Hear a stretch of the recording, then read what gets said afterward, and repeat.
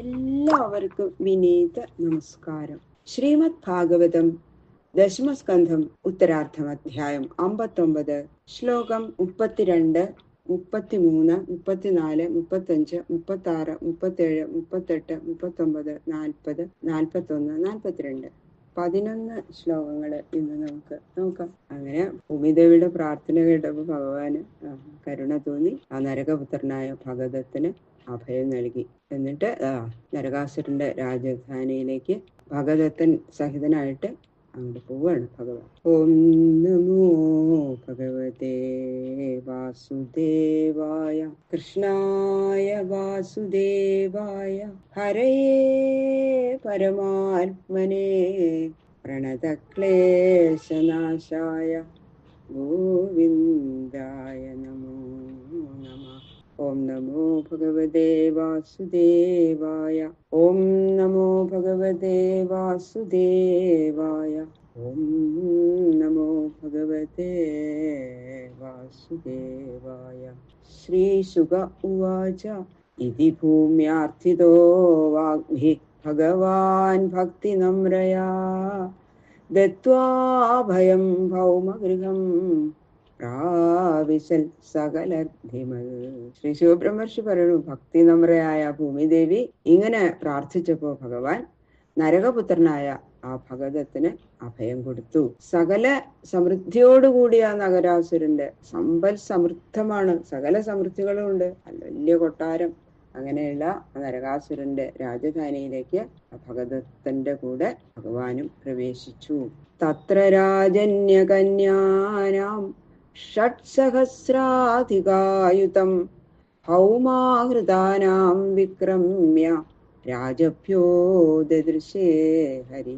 നരകാസുരന്റെ രാജധാനിയിൽ ചെന്ന ഭഗവാൻ നരകാസുരൻ ബലാത്കാരേണ രാജാക്കന്മാരിൽ നിന്നും മറ്റും അപഹരിച്ചു കൊണ്ടുവന്ന് ആ അന്തഃപുരത്തിൽ താമസിപ്പിച്ചിരിക്കുന്ന 16,000-ലധികം സ്ത്രീകളെ അവിടെ കണ്ടു. സുന്ദരികളായിട്ടുള്ള കന്യകമാരെ ഒക്കെ അങ്ങനെ അപഹരിച്ചുകൊണ്ട് അവിടെ കൊണ്ട് തന്റെ അന്തഃപുരത്തിൽ കൊണ്ട് അടച്ചിടുക. ഇതാണ് ഈ നരകാസുരന്റെ പണി. 16,100 സ്ത്രീകളാണെന്ന് പറയുന്നുണ്ട്. പക്ഷെ 16,000 രാജസ്ത്രീകള്.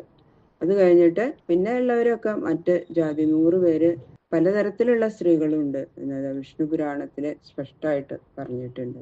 തം പ്രവിഷ്ടം സ്ത്രീയോ വീക്ഷ്യ നരവീരം വിമോഹിതാഃ മനസാവവ്രിരേഭീഷ്ടം പതിം ദൈവോപസാദിതം. ഭഗവാൻ ആ രാജധാനിയിൽ അങ്ങോട്ട് പ്രവേശിച്ചപ്പോ അവരെല്ലാവരും കണ്ടു അതിസുന്ദരനായിട്ടുള്ള ഭഗവാന്. എല്ലാ സ്ത്രീകളും ഒരേ സമയത്ത് ഭഗവാനെ അങ്ങോട്ട് മോഹിച്ചു. ഈശ്വരന്റെ അനുഗ്രഹം കൊണ്ടാണ് ഈ സമയത്ത് ഇങ്ങനെ ഒരു പുരുഷോത്തമനായിട്ടുള്ള ഭഗവാൻ തന്നെ വന്നത്. പിന്നെ ഞങ്ങൾക്ക് അവരെല്ലാവരും മനസ്സുകൊണ്ട് അദ്ദേഹം തന്നെ ആവട്ടെ എന്റെ ഭർത്താവ് എന്ന് ഓരോ സ്ത്രീകളും അങ്ങോട്ട് പ്രാർത്ഥിച്ചു. ഞങ്ങളുടെ ഭാഗ്യം കൊണ്ടാണ് ഇപ്പൊ ഇവിടെ അദ്ദേഹം വന്നത്, അദ്ദേഹത്തിന് തന്നെ ഭർത്താവായിട്ട് ലഭിക്കണേ മനസ്സുകൊണ്ട് ഓരോ സ്ത്രീകളും അങ്ങോട്ട് പ്രാർത്ഥിച്ചു എന്നാ പറയുന്നത്. ഭഗവാൻ അത് അവരുടെ പ്രാർത്ഥന മനസ്സിലാവുമല്ലോ, ഭഗവാന് മാത്രല്ലേ മനസ്സിലാവുള്ളൂ. എല്ലാവരുടെയും ഉള്ളിലിരുന്ന് എല്ലാ ചിന്തകളും മനസ്സിലാക്കുന്ന ആ സർവേശ്വരനായ ഭഗവാൻ അവരെ എല്ലാവരെയും സ്വീകരിക്കണം. ഭൂയാൽപതിരയം മഹ്യം ധാതാതനുമോദതാം ഇതി സർവപൃഥക് കൃഷ്ണേ ഭാവേന ഹൃദയം ദധു.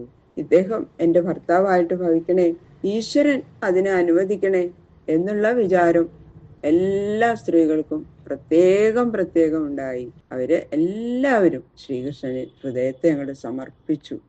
എല്ലാവരും ഒരുപോലെ അവർക്ക് തോന്നി, അദ്ദേഹം എന്റെ ഭർത്താവായിട്ട് വരാൻ ഭഗവാൻ അനുഗ്രഹിക്കണേ, ഈശ്വരൻ അനുഗ്രഹിക്കണേ എന്നങ്ങോട്ട് പ്രാർത്ഥിച്ചു. പ്രാഹിണോ ദ്വാരവതീം സുമൃഷ്ടവിരജോംബരാ നരയാനേർമഹാകോശാൻ രഥാശ്വാൻ ദ്രവിണം മഹത്. അപ്പൊ ഭഗവാൻ അവരുടെ ഉള്ളില് വിചാരം മനസ്സിലാക്കി അവരെ അനുഗ്രഹിക്കാനായിട്ട് നിശ്ചയിച്ചു. അവരെ എല്ലാവരും പോയിട്ട് അവിടെ ദാസികന്മാരുണ്ട്, എല്ലാവരോടും പറഞ്ഞു ഇവര് എല്ലാവർക്കും കുളിക്കാനും വസ്ത്രം മാറാനൊക്കെ പട്ടുവസ്ത്രങ്ങളൊക്കെ കൊടുക്കൂ. അങ്ങനെ സ്നാനാദികളൊക്കെ കഴിപ്പിച്ച് പരിശുദ്ധകളാക്കി നിർമ്മല വസ്ത്രാഭരണങ്ങളൊക്കെ ധരിപ്പിച്ച് ഡോലി, പല്ലക്ക് മുതലായ വാഹനങ്ങളിൽ അങ്ങോട്ട് ഇരുത്തി വൃത്യജനങ്ങളെ കൊണ്ട് എടുപ്പിച്ച് എല്ലാവരും ദ്വാരകാപുരിയിലേക്ക് അങ്ങോട്ട് അയച്ചു. നരകാസുരൻ നല്ല സാധനങ്ങൾ എവിടെ കണ്ടാലും എടുത്തുകൊണ്ടിരും.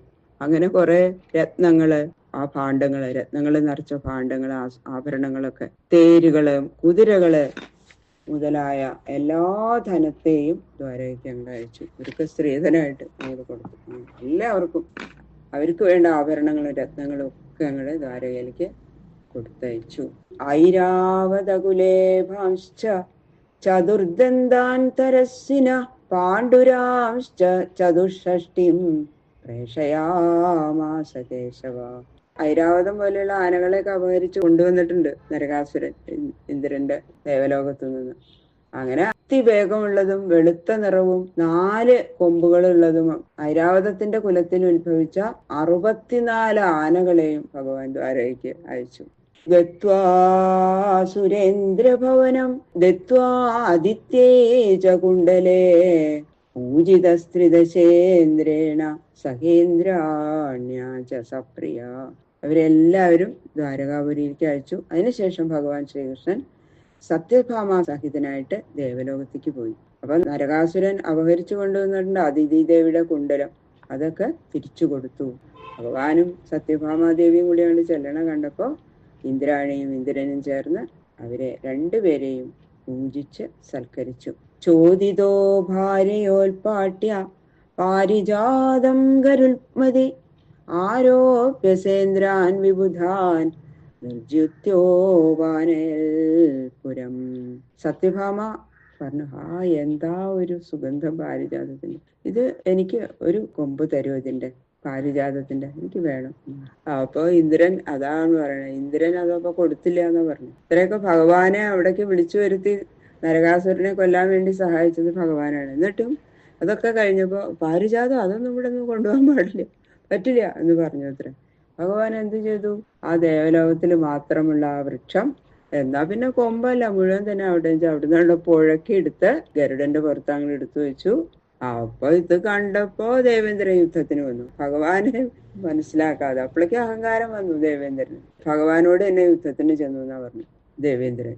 അവരെല്ലാം തോൽപ്പിച്ച്, ആ ദേവേന്ദ്രന്റെ സൈന്യത്തെയൊക്കെ തോൽപ്പിച്ച് പാരിജാതത്തെ ദ്വാരകയിലേക്ക് കൊണ്ടുപോയി ഭഗവാൻ. ധാവിത സത്യഭാമായ ഗൃഹോദ്യാനോപശോഭന അന്നഗുർഭ്രമരാ സ്വർഗാൽ തൽഗന്ധാസവലം ബടാഹ.